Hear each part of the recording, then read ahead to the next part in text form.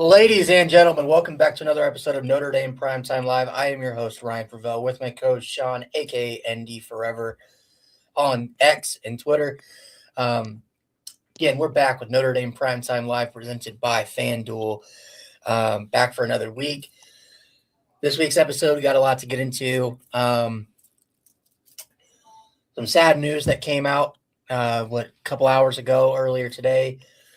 Legendary Notre Dame head coach Lou Holtz lost his life at the age of 89, passed away surrounded by his family, laying in his bed, as his son Skip reported earlier tonight. Big loss, obviously, sad day for Notre Dame.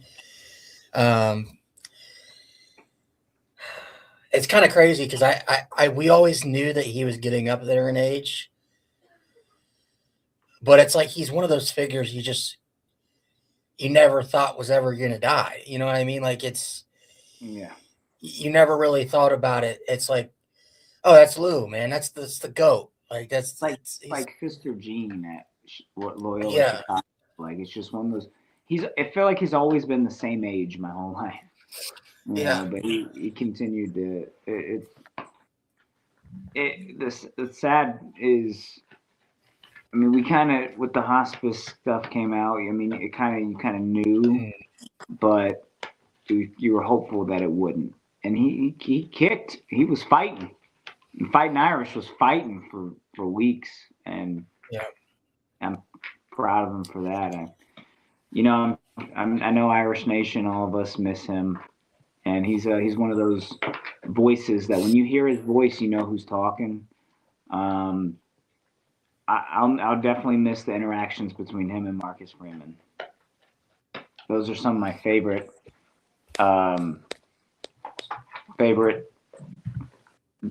recent Lou Holtz memories of Marcus being able to take in what Coach was able to teach him throughout his experiences. So I can't imagine how Marcus feels right now, too, or the Holtz family, or all the players that played under Holtz, or how Notre Dame feels right now. But all I know is classes should be canceled tomorrow for those students. Yeah, he's one of those figures like we talked about. You know, he's Sister Jean, people like that in the sports world. They feel invincible, right? Like they're just. You never really think they're going to pass away or anything anytime soon. Like you said, when you got the news of hospice, and there was stuff months ago about like the fake reports that he had already passed away, and it was really he was in hospice. You kind of mentally prepared yourself. I actually, behind me, you can't see it on camera right now, but you kind of see it over there in the corner. I got assigned football by the entire 1988 Notre Dame football team, including Lou Holtz. Obviously, the last time Notre Dame won a national championship, because I, feared that this day would come, and I didn't really know how much more time we had, how much more Lou Holtz signed stuff we were going to get. So I wanted to make sure I grabbed that. But to kind of honor him, right, his legacy, kind of want to talk about our favorite moments. Obviously, now me and Sean, we weren't alive back in 1988. This was before our time, so we didn't get to watch the greatness of Lou Holtz and Notre Dame back then, right? We weren't born yet. We got to see the effect, right? We got to see the effect that he had on Notre Dame as a program. I'm sure your parents, my parents, told me the impact that Lou Holtz had, how amazing of a man and coach he was to the program. So I kind of want to talk about some of our favorite memories and stuff that, not necessarily memories, but moments that we can remember from our time, whether it be from the 1988 speech against Miami to his time on ESPN on Sundays with Mark May, which were great growing up and watching those every Sunday. So I'll let you go first, Sean. What is the first thing that could? Yeah, go ahead. The speech, right? And you got off topic, all the Marcus Freeman stuff I really appreciate. The Ryan Day stuff was fun, right? That was some fun. Ohio State, Notre Dame, him talking shit to Ohio State, and Ryan Day's like, all right, that was fun. And then I'll say definitely watching college football final. After every Saturday of just all the highlights, him giving us sticker helmets, um, some top tier memories, and he was just a person that, like, when I say memory, like I don't like with those are memories, but this isn't a memory. This is just more of a thing. You see him at ESPN, they have like a little interview with him at his house or on game day or something. He'll be just sitting in a chair, but you just want to listen to every word he says, right? Like you zone in because you know it's Lou Holtz. Like I'll miss that aspect where he just grabbed my attention every single time that he spoke because I was like, he's gonna say the most motivating shit you've ever heard in your life. Like he's ready to go. So but yeah, those memories of Lou Holtz are probably some of my favorite Lou Holtz memories. What about you? Yeah. Again, the 1988 speech is something Yeah. that you'll never forget. It's one of it's up there with For the Gipper in terms of like Notre Dame history and lore. One of the greatest all time speeches. I believe Lou Holtz, outside of Rudy, is the only person in Notre Dame football program history to be carried off the field. He was carried off the field after the 1988 national championship, beating West Virginia, which was, an amazing time for Notre Dame. But again, I go back to that 1988 speech where Miami the year prior had just absolutely kicked our teeth in the old Orange Bowl, right? We were embarrassed on national TV. That game, which I don't know if it was considered game of the century, but I'm sure it was probably up there for one of those best games in college football history, where you had Miami coming off of a national championship coming into South Bend. I only can't imagine what that atmosphere was like. You can only watch like 30 for 30s and old game film from that. But I can imagine what that atmosphere was like. I imagine what it's going to be like this year with Notre Dame Miami. But you have all that hatred and stuff going into that game, the scrum in the tunnel where Miami players were, shoving Rocket Ishmael. And I didn't know this but at the time, but I guess the people that were fighting the Miami players alongside Rocket Ishmael were the third team guys on the team. Those guys weren't going to play for Notre Dame in that game. And they were the guys that were throwing punches and getting in shoving matches. And then you hear the stuff from Holtz and where he's like, you do anything out there that's disrespectful, or you're talking shit, or you get into a scuffle that is disrespectful to the University of Notre Dame, you're representing not just yourself, but this entire university and millions of people across the world. You can, after we win the game, if Miami wants to fight in the parking lot, we can go fight them in the parking lot. But you make sure you save Jimmy Johnson's ass for me. And I remember I just put that clip together for an Instagram post. And he's like, I didn't even mean to say that. It just kind of came out. And he's like, before I could even say anything, the guys were already storming out of the locker room. Yeah. Yeah. And you see Tony Rice is right there with the interview, and he's like, the minute he said save Jimmy Johnson's behind for me, there was no way we were losing that game. Yeah. So that's one of those things. Yeah. And another thing, like, he's the reason why we have the Play Like a Champion sign. It was not there where it is today until Lou Holtz got there, which is, it's interesting. It's like he installed, Notre Dame was already what Notre Dame was, right? With Rockne, Parsegian, Leahy. But Lou Holtz kind of brought a different, what do you call, grit. And it's had a sort of toughness to the Notre Dame football program that I feel like you didn't really get to see before that. I didn't also know that evidently Notre Dame was pretty down in the dumps as a program. But when Lou Holtz took over in 1986, the day he got hired, Notre Dame had just gotten beat by 50 points by Miami. and the team found out about it on the plane on the way back from Miami. And that's how they find out you got a new head coach. And the first meeting, all the guys on the team are sitting there and they's like, where we weren't impressed with this guy that was in front of us. And the first thing he said in the first team meeting was, take your hats off, sit up straight in your chair, put your feet down, and we're going to go play some fucking football. Like, just so many different sound bites, so many different moments that even were before our time, just makes him a legendary figure in terms of the lore of Notre Dame.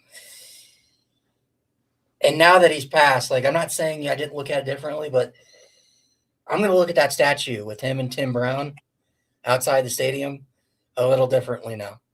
Yeah, I agree. People always say he was, like, in a nice way, not in a bad way. People always say he was mean. Like, he was like you said, like, he was always ready to go, but he was like, this is like, get your ass ready, you know. Like, he was like ready, man. What's sad too, I want to bring so that was you have no other memories, or that you want to? I do want to, real quick, I do want to mention the Freeman stuff. I'm going to play a clip here in a second. But I loved how Freeman, right? There was a difference between Brian Kelly and Freeman. Yeah. When Brian Kelly got hired, Lou Holtz talked about how he sent letters and wanted to meet Brian Kelly and talk to him, give him some advice. And Brian Kelly never cared. He would just throw the letters in the trash. Marcus Freeman, the first thing he does when he gets the job is goes and talks to Lou Holtz. It wasn't forced. Those guys had like a genuine connection because I think both of them completely understood and got what Notre Dame makes what makes Notre Dame so special. I'm with you on those talks that you got to see on Here Come the Irish between those two. It's like you're sitting there and the entire thing, now you're looking back and now it's like it's Freeman's time. Yeah, that's what I was going to say. It makes me feel like two things with that. It's a sad thing for Notre Dame with Holtz is he's the last national champion that was alive coach. Every coach that won the championship for Notre Dame is now passed. We haven't. That's it. That's how long it's been, and it makes it feel like Freeman is the last bit of carrying that he has to take it. He has to take it, and it's his time. Yeah, for sure. But I'm going to play this clip here real quick. This was from the first season of Here Come the Irish. And I kind of want to leave this off here. We'll get to the comment here in a second. But this advice for Coach Freeman, I rewatched this and I'm like, there's a reason why Lou Holtz was so successful at Notre Dame. And I genuinely do think Freeman took this conversation to heart. And I think you can see it with his Notre Dame teams. But here it is. Marcus, as a coach, I think he's done a tremendous job. I think that the players love him. They play hard for him. And those are the most important things that you look for in a quality head coach. It's important for your players to understand we control our own destiny. Yeah. We had a game plan of how to win. Mm-hmm. And we sold our players on that game plan. And it worked for 30 years. All right. What was important was to teach our players that, number one, we have to be the most physical football team on the field. Mm-hmm. To the 20s, he's going to score. He does. Number two, we have to be the best fundamental football team. The football is so important they even named the game after it. How in the world do you take care of it? Then point number four was we have to be the closest team on the field. In other words, we have to be closer and care about our teammates more than they do. And the last point, don't flinch. No matter what happens, we're going to find a way to win. Lou Holtz loves Notre Dame, and that's very evident when you spend time with him. And he always tells me, he said, I'll give you my opinion, but never any advice. And but his opinion matters. Well, this has been great. I love anytime I can spend some time with you, man. And, I have no idea why. you know, the wisdom. If that doesn't embody what Marcus Freeman's Notre Dame teams have right now, I don't know what is. Especially What does? Don't flinch. Don't flinch. Like I just see Freeman like, yeah. It's time. It's time. And you see the stuff.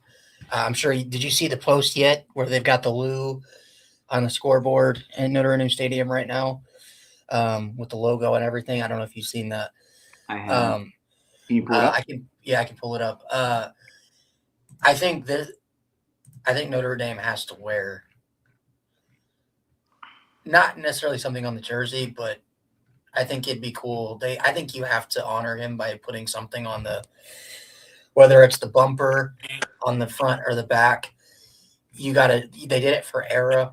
I think you gotta do it for Lou. Trying to find this real quick. But what are your thoughts on that? Yeah, I think they got to do it. I mean, he left such a legacy that you dedicate this season to him. You can put a sticker on the helmet. You do something to dedicate this season to Lou Holtz. Yeah. So here is what they put on. They've got it's still on at Notre Dame Stadium on the Jumbotron. I also saw somebody bring up maybe you bring back some throwback uniforms to wear only once, kind of like you did for Rockney and you did for Era. I don't know if you would consider like the throwback here. I can put that up. I got it in the group chat. That'd be crazy if it was like the old like helmets and. Yeah, let me get this pulled up. It's kind of like the old throwback home uniforms that we wore during the 1988 season. If I can get it here. Here we go. Our good friend Golden Domers put this out there. So here's what it would look like. I don't know if you can really see that well, but it's got the Golden Dome silhouette on the neck. Yeah. But something like this, and then you could have like the on the bumper just say Lou with the logo on it. I think Notre Dame has to do something like that. I know we do have a Shamrock Series game this year, which is ironically week 1. So I don't know if maybe Notre Dame pulls something out for that. They haven't announced what those jerseys will look like yet. I will say I'm sure they've already planned that. I don't know if they can change logistically. Like I'm sure they've already had a plan for that for Lambeau. I don't know if they can fully change yet because of how close the season is. I think it's one of those things you'd want to wear at Notre Dame Stadium too. Yes. And that's something you'd want to wear at an away game. Miami would be the perfect game. Oh, yes. Bro, you pull out the throwbacks from the 1988 game against Miami. Cream, man. Bro. You would have you'd be having another kid. That's how. But no, I think that's definitely something to look into. But again, rest in peace to Lou Holtz. Rest in peace, Rip. Lou. Thank you for prayers. Everything, Notre Dame. Yeah. Prayers to him and his family. Go ahead, John. One of the reasons my dad was a Notre Dame fan, which made me a Notre Dame fan, you made the university what it is today, and you carry the generation that we're going to continue for. So, yeah. Prayers to the Lou Holtz to the entire Holtz family. Can't imagine what you guys are going through, but again, love you, Coach Holtz. We'll always be remembered. You'll never be forgotten. Forever love thee, Notre Dame. I also do want to point this out, or not point this out, but read these comments real quick. Frustrated Notre Dame fan said, I heard when he was at when he was the coach at Arkansas, he suspended a bunch of players before playing Oklahoma, and they got rid of the line soon after, and Arkansas destroyed Oklahoma. What's the line? Like O-line? Yeah, I think so. Yeah. Yeah, I've heard, like, there was another clip I found. I didn't know he did this, but Holtz, every single year, he would have the entire team do what was called the USC test, and he would have them write not a letter, but just write down why this game is important, why Notre Dame USC is so important to them, the university, right? And then list 4 iconic head coaches that coached in the game. Did it every year. If you didn't do it, you didn't dress, you didn't play. And he was serious about it too. And he said he was telling a story about he had one freshman who did it, and the freshman put Rockney, Leahy, and John, was it McKay for USC? And he's like, Coach, I can't think of another. And he's like, well, what about me? And the freshman was like, I could never put you on there, Coach. Like, as a joke. And he's like, and none of my players ever put me on that list my entire time at Notre Dame. So, but yeah, Lou is a character. He'll be, he'll be missed deeply within the Notre Dame community. And I'm excited to see what Notre Dame does to honor him. But anyways, again, rest in peace to Lou. Sending prayers to the Holtz family. Love you, Coach. All right, let's go ahead and let's get into. We're at 22 minutes. We'll do our FanDuel thing because love is. Well, this kind of takes us into the combine, right? Jeremiah Love somehow improved his stock from a top 10 pick guaranteed to basically just being a top 5 pick now, just by what he did at the draft combine. 4.36 for a 6 foot, 215-pound running back. Ran the same speed as Jahmyr Gibbs did, right? And Gibbs has been he weighs 12 pounds more and is 3 inches taller. He's been called now the best prospect in this entire draft, regardless of position, which is crazy to think, right? A Notre Dame skill position player is the best player in the Well, whole not just that, but like a running back. Yeah. Like with how looked down upon that position has become in the NFL, right? We talked about this last show where how he kind of stacks up when it comes to Barkley and Bijan Robinson as a prospect. He's top 3 in the last 10 years easily. Top 3 for sure. You have an argument to be number 1. All 3 of those guys are, in my opinion, generational backs. But dude, I watched the combine. I don't know about you. This was the most invested I've ever been in the combine in my life. I've never actually sat there and watched before. Never had a running back like that. Yeah. I'm like, bro, I gotta watch Love, man. And dude, his drills, so smooth. So smooth. Like the 4.36, and you see, I don't know if you saw it, but there was a clip. His first 40, he ran a 4.37.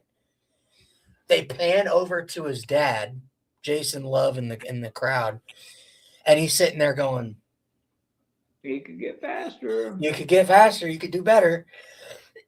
And Love himself, I guess, said he was aiming for a 4.35. And so his next one, he did a 4.36. And then you just see his dad grabbing the back of a Notre Dame fan that was there at the combine. He's like, there it is. There it is. And it's like, and Love didn't have like the cleanest start to his 40s. Like he stumbled both times and still got like 4.36, 4.37. Like he's faster than that. As we've seen with this, like, yeah, yeah, bro, yeah. But yeah, and then you see stuff with Price, right? Price got named to the NFL Combine All Combine team. Is Love and Price were both RB1 and RB2 on that. And Price ran a 4.49, which I thought he would be a little faster than that. It's still respectable numbers. It's still respectable. It's not, but his thing wasn't necessarily the 40 time. His cone shuttle drills, the movement, insane. Isn't it impressive somebody could move like that in those drills? Tearing his Achilles his freshman year? Didn't he have two torn Achilles or two knee injuries? Or am I thinking of Price? Yeah, rest in peace, Lou Holtz. Thanks, Dallas fan. But yeah, like that. Yeah. So, yeah, like my friends over. How can you move that like that? Yeah. When you imagine if you didn't have that injury, like, gosh. Yeah. So I do want to point this up, right? The odds are out only for the first two picks. Love has been projected to be, he's now a top 5 pick. They expect him maybe to go as high as 3. If he is the best prospect in the draft, like we saw with other guys like Travis Hunter, right? Sometimes maybe they go earlier than you think. Is there any chance? And I'll pull this up here. Our friends over at not DraftKings, FanDuel have him. Where's he at? I just seen it. Oh, they're right here. They have him at plus 12,500 to be the number 2 overall pick. Why is Ty yeah, that means you put $5 on that, you get $625. I don't see it. The Jets don't need a running back, but someone could trade. But like Titans could jump the Cards or something, or the Chiefs could trade up, or the Saints could trade up. But I'm hoping my Arizona Cardinals at 3. Come on. Is there any shot that Notre Dame has 2 or 3 first-round picks? Yes, but I think I could see. I've seen mock drafts with Price going to Seattle at 32 because of Walker now gone. Yeah. So I've seen Malachi Fields as a first-rounder. Personally, I love you, Fields, but I think he'll go round 2, right? I don't see him being a first. He didn't have a great combine. No. Not at all. Which I got into it with somebody, and I told him he'll get another pro day chance, right? So he can improve that again. I got into it with some people that were like, I was in on Malachi Fields as a prospect, but his 4.6, I think it was 4.62 40 time ruined him as a prospect for me. And I'm like, did you watch him at Notre Dame? Did you ever watch him in college? His career, Fields was never, his game was never being the fastest guy. It was never being the most athletic guy. What his game was is I'm 6'4", got a big body and a huge frame. You throw it my way, I'm going to catch it. I'm turning a 50-50 ball into an 80-20 ball. That's his game. Yeah, I like him a lot. For me, a little bit, and we ran the ball a lot. So if we didn't have those running backs, maybe he would be. But he didn't hit 1,000 yards at Notre Dame. Not that that's a point, but it's like if you're that good, like we'll see. I view him as a second-round pick prospect. I don't view him as a first-round receiver. I'd rather have a few receivers in the draft over him, and I love Malachi Fields. But I don't know if I view him as a first-round pick in the NFL draft. Second round, I think. And he could ball out. I'm just saying as a prospect, I mean, he needs to improve his 40 time, right, in the pro day this weekend. He needs to do a few things. But if he can do that, then yeah. But I think as a player, he's definitely a first-round talent. But I think he'll be a second-round pick, and I view him as a second-round pick because of, he was good at Notre Dame, but, like, was he Michael Floyd, Will Fuller good at Notre Dame, who are first round picks. So that's my thing. It's like I don't view him as a first round pick personally, but Price, I do. So I could see him being. I see him being. What if the Cardinals draft Love and then Price? Oh, won't happen. You're gonna have your own. What was it? Sonic and Knuckles. Is that what you're gonna do? Oh, could you imagine? Oh, that'd be so. People would be so mad. I know Cardinals fans would be so upset if they drafted 2 running backs. But I'd be so happy. But I've heard the Lions could get Price. Yeah, after trading Monty away. Yeah. Yeah, I've seen Price mocked anywhere from 26 to 32. So yeah. It all depends. And I think it also helps that there's a decent amount of teams at the back of the draft that need a running back. I understand him going. I think he's better than Marion Hampton. But I understand him going to the draft more after the draft. At first, I was like, God, you can improve your stock, come back one more year. But he's going to be an early second, late first. It makes sense.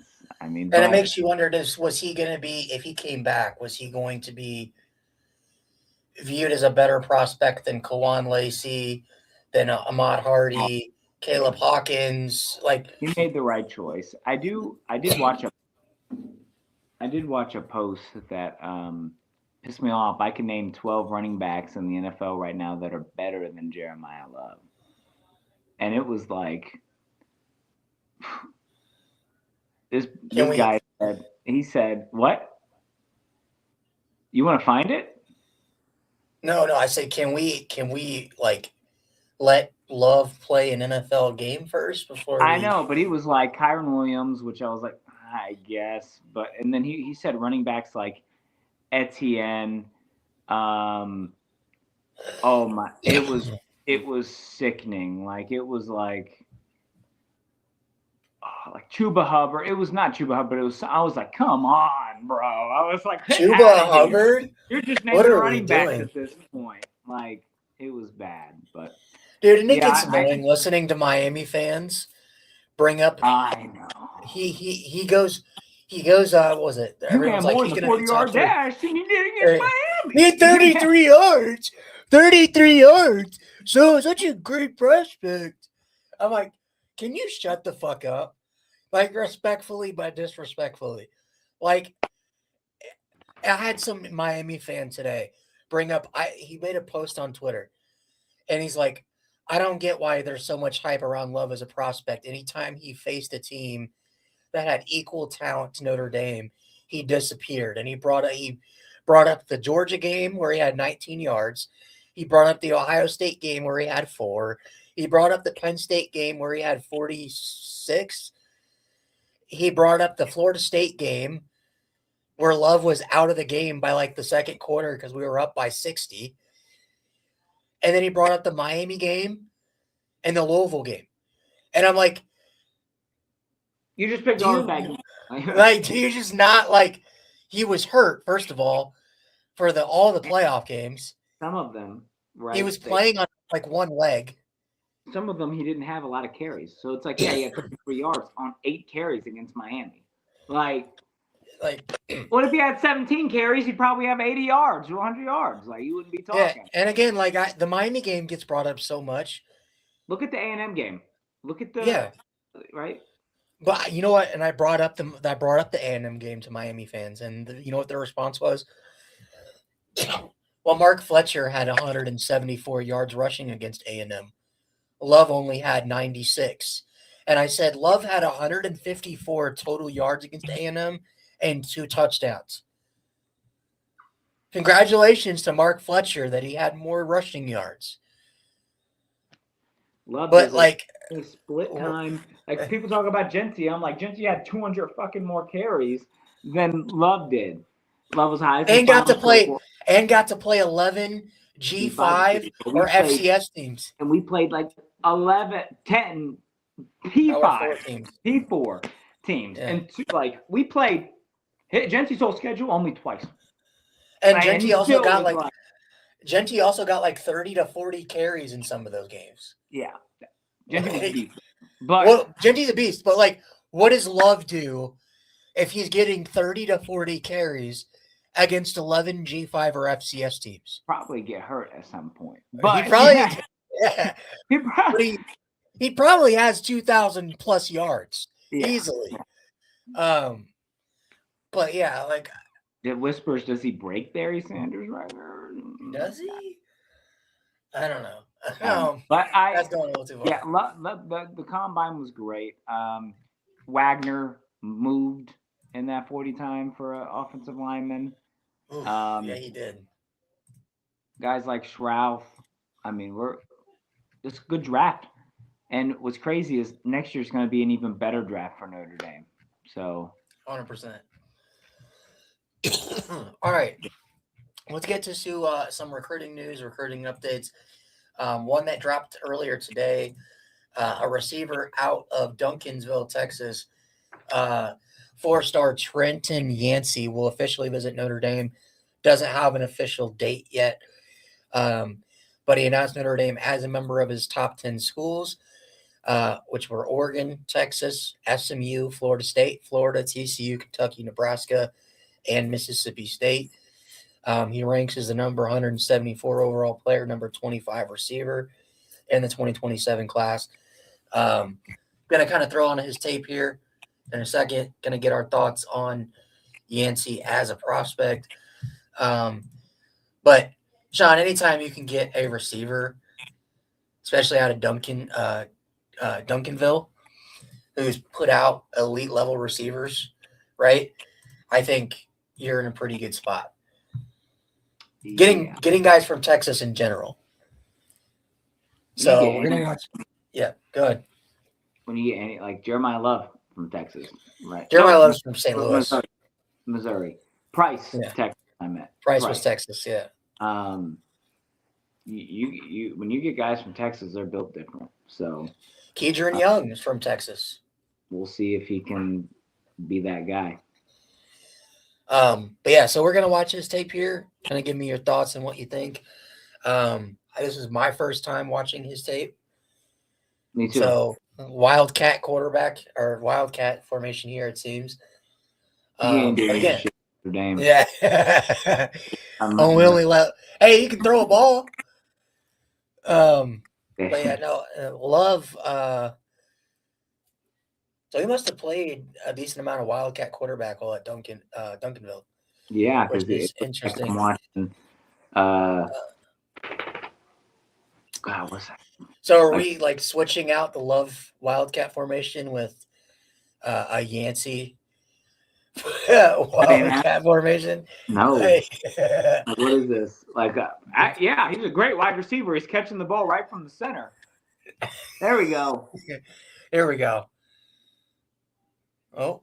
Ooh, good speed. He's got great breakaway speed. That Jeremiah Love breakaway, right? Yeah. I don't know if he runs a 4.36. Yeah, but... not yet. Not yet. Wait till Marcus Freeman gets him. Oh. Well, I know that he, just based on that play alone, he would fit right in with the Denbrock school of throwing screens and just breaking it. Bro. He's got the house call potential and the speed. He's kind of a gadget. Yeah.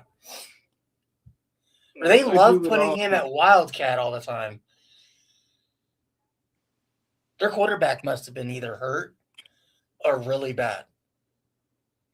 Got a false, or not a false start, an offsides there. And just look like Tony there. Bro. The thing with, like, you notice with him, right? He gets behind you, he's gone. Like, who's that? There's sometimes Love, but I was thinking not as a running back receiver. Malachi Tony. Yeah, Tony. What do you remind you of Malachi Tony? What? No, I'm just saying that reminds you of that. I did not say that. I'm just saying like the breakaway aspect.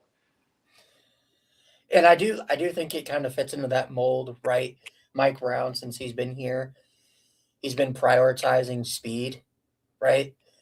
And Yancey's not the tallest guy; he's only 6 foot, right? But 6 foot. He can move like this. And this is like Cam Williams' speed. You remember him coming out of high school, but he's playing better competition. Yeah. Because Cam Williams was playing Illinois competition, which isn't the greatest. Illinois got some good competition, but compared to Texas, dude, Notre Dame is serious. Yeah. Freeman, you're doing some good shit, man. Oh, Jesus. Gosh. Oh my. Yeah, he runs like a freaking running back too, which is for a receiver. It's weird. What if they put him on? Who was the I'm blanking on his name. Oh, who is the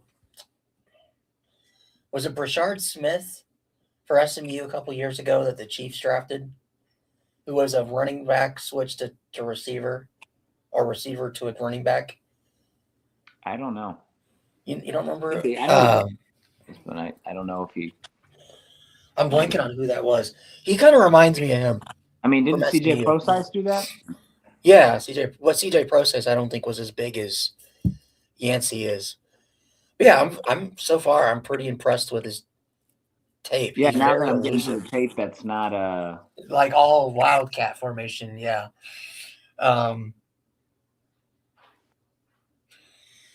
Pretty twitchy. Seems like, and we're doing another wildcat formation here. Yeah, we're back to it. Yeah. I thought he stayed inbound there for a second. But thoughts on Yancey as a prospect? Yeah, this would be a great get. I mean, Texas guy, 4-star receiver. His tape looks good. Adds good competition to the receiver room. Every year, I think we're getting better in the wide receiver room since Stuckey left. Every year, it's just better and better and better. This is Great House's first round year. Faison's killing it. And then we got the Ohio State guys. I mean, he's going to add to that. Some of those guys will be gone, but he's going to come in and he's going to improve the competition. I'm telling you, this would be a good get. I could also see him maybe come in and be like a Jaden Harrison type, return kicks with his speed and ability to make people miss. So, yeah, I like Yancey a lot as a prospect. So we'll see where that goes. Again, we don't know exactly when his official visit is yet. That's yet to be determined. But when we do find out, you guys will be the first to know. All right. Another official visit from another receiver, 4-star receiver in the class of 27. This one we do have a date on. Cade Cooper out of Pennsylvania, so Notre Dame, hitting Penn State's backyard heavily again in 2027. This time for 4-star wide receiver Cade Cooper, who will officially visit Notre Dame from June 12th to the 14th. He ranks as the number 226 overall player, number 32 receiver in the 2027 class. He's 6'2", 190 pounds. I'll throw on his tape here in a second. While I do that, what are your thoughts on Notre Dame hitting Pennsylvania so hard within these last couple classes? You love to see it. You shove Penn State into that locker. Isn't that what you'd always say? You shove them in that bitch locker? I don't know. Yeah. But yeah, I mean, Pennsylvania's got talent. We got a lot of it in this past year's class. It's going to continue being like that every year. I mean, if Penn State can't land their best, come to Notre Dame. Because Pennsylvania's got some talent. Yeah. I mean, I love it. I mean, it's a great underrated state for football, I think. Ooh. And it's interesting because Malvern Prep, the school that he plays for, they traditionally have a lot of just normal graduates that go to Notre Dame for educational purposes, not sports really. But that Notre Dame has that connection to Malvern Prep where it's a lot of people that go to Malvern Prep end up going to school at Notre Dame. So hopefully this is a guy. I know it's early. You've seen just a few of his. What are your thoughts so far on Cade Cooper? Seems more of like a possession receiver Yeah, he ain't doing them Wildcats. Yeah. Oh, Jesus. Makes you think of Malachi Fields a little bit. Maybe Like a a little. Malachi Fields is 2 inches shorter. Yeah. Yeah. He's going to go up and get it, though. God. Maybe he'll grow an inch. Yeah. What I've seen. Oh, my. Jeremiah Loveriddle? Nah. Oh. This is good. This is Running good. a lot of fade routes. I'm going to be so pissed next year when we go after our Notre Dame running back recruit, and you're going to be like, he makes me think of Jeremiah Love. I was like that with Keemon Spell. All right. But that ship seems like it's sailed. But yeah, I like Cade Cooper a lot so far. I mean, he seems like obviously a stereotypical possession receiver. Big body, big frame.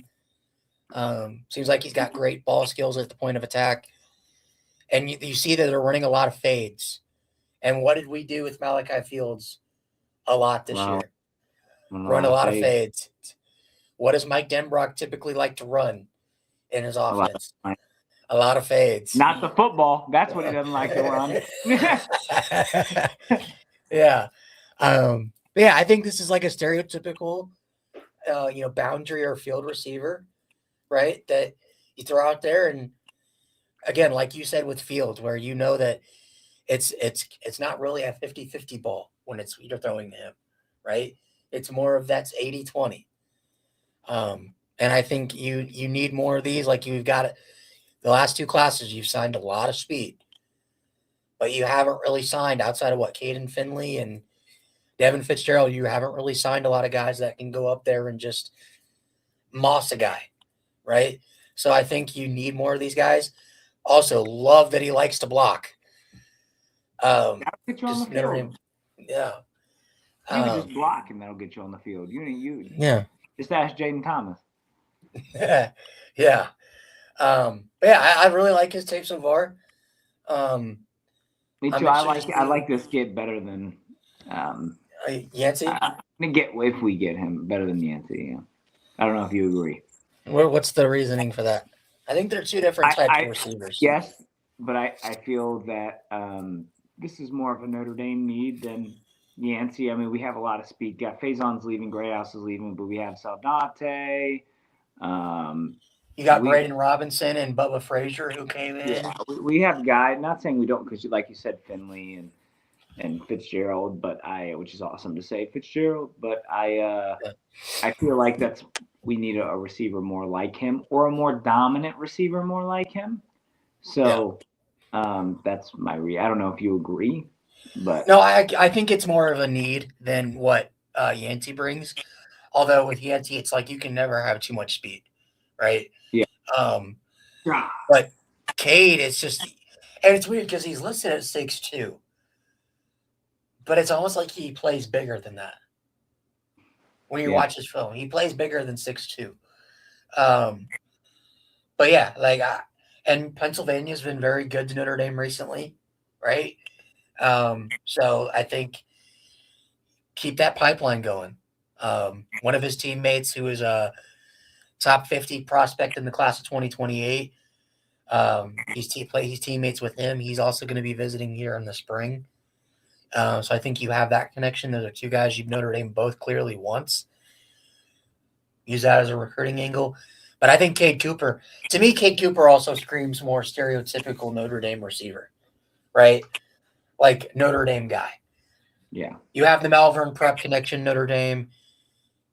What you need is more big-bodied receivers with all the speed you've added, right? So I agree with you on that. And like I keep saying every episode, how good we are recruiting right now, it just shows Marcus Freeman and what he's trying to build and stay and develop, Yeah, for sure. With recruiting, off topic, on topic, who's been the most productive, best recruit that we've interviewed?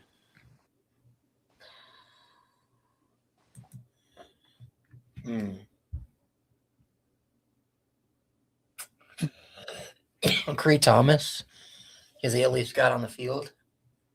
Yeah, but he's transferring. Yeah. But he's going to start for Colorado. So, shout out to Creed. friend of the show.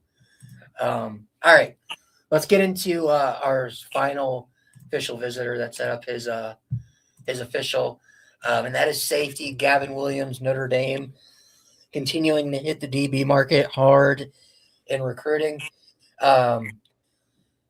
He said his official, huh? It's just reloading. Yeah. He said his official visit for June 19th. He ranks as the number 89 overall player, number 8 safety. He's from California. 6'1", 170. Stereotypical robber. I'm gonna pull up his tape here in a second. Get that pulled up. But I think that people were worried, right, with Mickens leaving, how recruiting for DBs would look, but I think it's still held pretty strong. You still, as of right now, with the 3 guys you already have committed in 2027, and Khalil Terry, Ace Alston, Xavier Hassan, you've got already one of the best DB classes in the nation. You add Gavin Williams. That was a dirty pick. Yeah. But yeah, we're going to watch this film again. This is the first time I've watched Gavin's film. So you're kind of getting a raw, instant reaction. Let me know what you think, Sean. I'll tell you what I think. I'm gonna start by saying this. Who's our safeties that we just got in the previous class? Joey O'Brien, Aiden Pouncey. Yeah. I'm blanking. I think we added one more, but I'm blanking.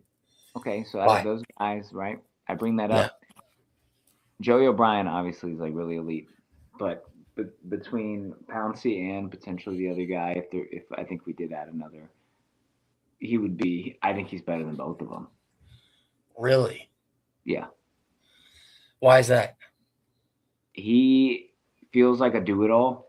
I mean, he's gonna go get the ball, but he's a hard hitter. He reminds me a little bit of Schuler like that.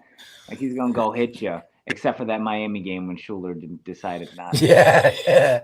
Decided not to put a dude in the hospital. I know, but he just feels like he's got good coverage skills that can be developed and tuned, but he's got hard hitting, which you can't teach a lot of guys, where he's just willing to go hit and play football. So he's got that. So now you just got to tune his game a little bit. Like as a prospect, I think I could see him playing as a freshman. Yeah, I like Gavin a lot. The other safeties I've kind of watched in this class, I've watched Honor. Obviously, it was a 5-star. He's the best safety. It's not even a discussion. We had Khalil Terry, who's our other safety, who's committed right now. Liked his film, liked his tape. Gavin Williams is a different tier than Khalil Terry, right? Yeah. Gavin is, I don't want to say he plays like Joey O'Brien because Joey O'Brien is a special prospect. Yeah. But I'm trying to think of like another comp for him of guys we've seen. And it's really hard because he plays like Joey O'Brien. He's just obviously not 6'4", 6'5", right? Like he's not insanely tall like that. But I'm really struggling to find another comp for his place. Maybe like, I don't want to say Xavier Watts, but no. I think he's a mix of Schuler with Tay Johnson, like a mix between the two. A mix. Tay Johnson's actually a good one. Like, that's a good, super athletic. Tay Johnson, ball hawking safety. That was my like. That was your favorite. Yeah, that was your favorite. And everyone was play wide receiver. I'm like, oh. Remember when we thought he was going to go to Purdue? Yeah, but I told you, I was like, you just take him. Like, you just take him. Like, yes, Charlie. I say I love Gavin Williams. I love that his, like you said with Schuler, he comes up and hits you. Yeah. He is not afraid to fucking lay a shoulder into people. But where do you think this is Gavin's a kid that can play early? I know it's going to be hard because you've got Tay for a couple more years. Yeah, but Joey I think O'Brien. like Tay Johnson by then will be a junior, senior, could get drafted. O'Brien will probably be the other starter. He'll probably rotate. And when Tay Johnson leaves, boom, Gavin Williams. Yeah, He'll I can see play. it. Safety All now, right. they rotate their guys. Very few at Notre Dame. I mean, like they had Stroman last year with Tay. They rotate guys. I'm very intrigued though if like a I think Tay and Schuler this year are the for sure safeties, but who's going to be those rotating guys? It's a very interesting position battle. Yeah, for sure. Ugh. All right. Well, and then we got one final thing to talk about, and we can get up out of here. Notre Dame got another prediction from the good old Steve Wilfong. The GOAT. Dropped another Fong Bong. Fong Bomb. Sorry, I didn't mean to say bong. Anyway. Bomb. Dropped one a couple days ago for an elite edge. Notre Dame just continues to stack elite edge on top of elite edge. Class of 2027 4-star edge Abraham Sesse has just received a Rivals RPM Insider prediction to land with Notre Dame via Steve Wilfong. He announced Notre Dame a member of his top 6 a few days ago. Ironically, you want to take a guess at who else was also in his top 6? That just screams Notre Dame kid. Stanford. Duke. It was Notre Dame, Duke, Ohio State, or not Ohio State. Ohio State didn't make it. It was Notre Dame, Penn State, Duke, and a few others. But he ranks as the number 38 overall player, number 5 edge in the class of 2027. 6'5". Wasn't 215. Didn't he have Duke in his final 2? I think he did too. Yeah. But yeah, I'll pull up his tape here. Let me get that pulled up. But you get Rodney Dunham and Ebenezer Ewatade on top of Bryce Young, who's already there. It seems like Notre Dame defensive line recruiting, specifically on the edges, has really started to pick up. Yeah, they just need to It's pick it something up. you like to see. Yeah, but yeah, this is a. But yeah, here is Sesse's film. This might be the best defensive line recruiting Notre Dame's had ever this stretch. Yeah, which was always a question mark under Al Washington, right? But here is Sesse's tape. He's just different. You look at him. Oh, that's the first fucking person you're Jesus. looking at. Oh, Jesus. Look at him. You're just like, yep, he ready. Boom. He said, get down, bitch. First time I'm watching Sesse's tape as well. And I guess it would be for you too. So feel free to let me know what you think. Again, 6'5" is fucking insane. You don't see that every day. No. Oh my God. God. He just bitched that offensive lineman. Inside. Oh. This kid's insane. That poor offensive lineman. Oh. He's like, yo, man, yeah. Can I get some help over here? And this guy's like, sure, you'll get a double team here. The running back will help block. Nope. Boom. The bend and the twist that he, dude, bro. The quarterback was like, bro, did he tackled the running back and the quarterback at the same time? Forced fumble, running from behind. Oh my God, dude, he just whiplashed. That's like that. That reminded me of the. He can't get up. Oh, that reminded me of the Traore play against Purdue last year. I don't even remember that, bro. He just tackled the quarterback through the offensive lineman. Is he awesome? And this is another huh? He caught that. Dude, an edge that plays receiver. Yeah. Oh, a little twist. And he Oh, can yeah. chase quarterback down, which is He's always looking for the ball. did he pick that? Oh, I thought No. I was going to say if he would have picked that. This dude should Dude, be a he just 5-star. jumps off the bro. This dude He should just be jumps a up. 5. What's his ranking? He's at least a top 75 He's player. a top 40 player. Okay. Yeah, I was like, this dude should be a fucking 5-star. He's the number 5 edge in the country. He should be the number 3. I don't know if I haven't watched the tape of the other 5 or the other 4. I Those don't know if dudes you must find- be like Aaron. They must have JJ Watt out there as a recruit or something. Because dude, he just right in between Jinx. Gosh, this is my favorite night. I mean, And guess what? This is another PA recruit out of Pennsylvania that you're lockering Penn State for if you get him.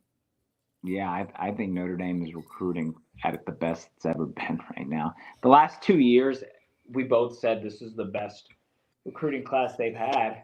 Bro, do you realize how athletic You have to be to play edge and then play receiver? Oh my God. Just completely leveled the quarterback there. This isn't fair. This is like a grown man playing against little kids. Bro. Oh God. Yeah, bro. I'm sold on Sase, bro. Yeah, get him right now. What are your thoughts? Does he come in? Instant impact. Obviously, you got Dunham and Ewatade ahead of him. We both love those two. What do you think? He'll probably be a rotational piece. I could see him as a Viper, personally. Play that Viper position? Yeah, I mean, he can be drop back, play receiver. I don't see why not. And the thing that's great is he's done it from all over. He played inside, outside, like will linebacker. Like this kid is fucking insane. Dude. In the speed, like he's 6'5", playing receiver and edge at 225. Yeah. Like, go ahead. I just said pay the man. Pay the man? Yeah, pay him. Drop the proverbial Give him the McDonald's back. Yeah. Yeah. Like I said, he does we're have a Notre Dame. prediction. We'll give him the Chick-fil-A bag. Yeah. The prediction to land with Notre Dame. Notre Dame is battling Penn State, ironically, for Sase. That's kind of like the top 2 right now. But, man, this kid's an absolute freak. Like, and I can't even say next Abdul Carter. Like Abdul Carter, that would be like your comp. No, I'm just saying for Penn State. Oh, okay. Yeah. Oh my God, bro. And the thing is, like, he's shoving these offensive linemen just to the ground with like a push. And I love that he has that ability to chase from behind. Yeah. He's got just made that bro put that dude on his knees. That's crazy. Oh. What he's doing to these kids should be illegal, bro. Get the ball. He said, "Move." He got the ball. He got the ball. Does he plays tight end here? Bro. Yeah, this isn't fair. But yeah, that's Abraham Sese. We'll watch this final play here. I think if Notre Dame's predicted to land him right now, I think this is an absolute elite get. If you were to pick him up, this would probably be my favorite get in the class at this point. As of right now, yeah, he'd be up there with Zay Hassan for me, for sure. But all right, well, that's it for today's show. We'll be back next week at the same time. Anyways, guys, we'll be back 30 minutes earlier next week. 30 minutes earlier. Sean was late. Blame Sean for that. Anyways, guys, this has been Notre Dame Primetime Live, presented by FanDuel. I'm your host, Ryan Fravel, with my co-host, Sean, a.k.a. Andy Forever on X. Make sure you go over to X, drop us both a follow. you like the show, make sure you go over to the Voice of College Football Notre Dame YouTube channel. Drop a sub, like, comment. As always, guys, we'll see you guys next week. Stay safe and go Irish.